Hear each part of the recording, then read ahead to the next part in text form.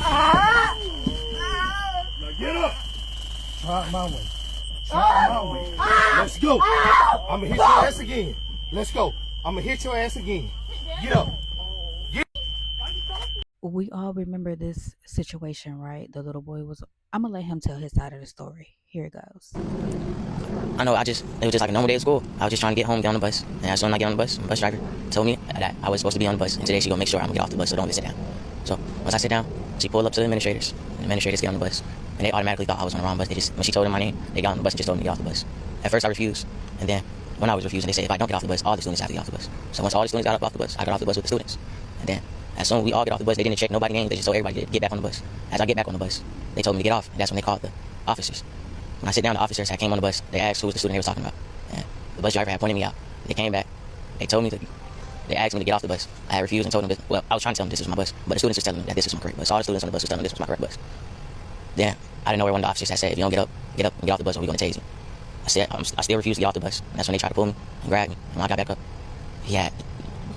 when I got back up, he had choked me, tried to choke me, then he tased me.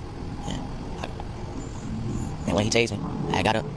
I was still, I don't know, my adrenaline was just rushing. And I just know that he tried to tase me again while I was getting off the bus. I jumped off the bus. And when I was off the bus, they put me in some handcuffs. And the officer who tased me had started slapping me while my hands was in the handcuffs. He was slapping me, then he tried to tase me again while my hands was in the handcuffs. That's when the administrators came back outside and tried to break it up. But he was already in the midst of slapping me. And when they broke it up, he was still running towards me. He was still trying to attack me while my hands was in handcuffs.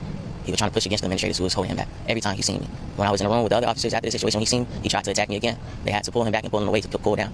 But when I was in the back room, they called the EMS. EMS had checked me out and told them that I needed to go to Grady. And they said, no, I'm not going to Grady, I'm going to Wright Street.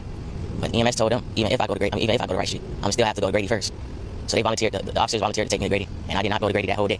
I went straight to a police station, and they held me in the police station until they gave me a ticket and sent me back home to my mother. All right, so like I said, we want to put this in context. As you can see that it was just not an incident that took place on the school bus. That's what we call, an officer is rendering what we call gratuitous force. Force is not necessary. We don't believe force on the school bus is necessary. I have a lot of questions. The main one being, why has nobody been arrested?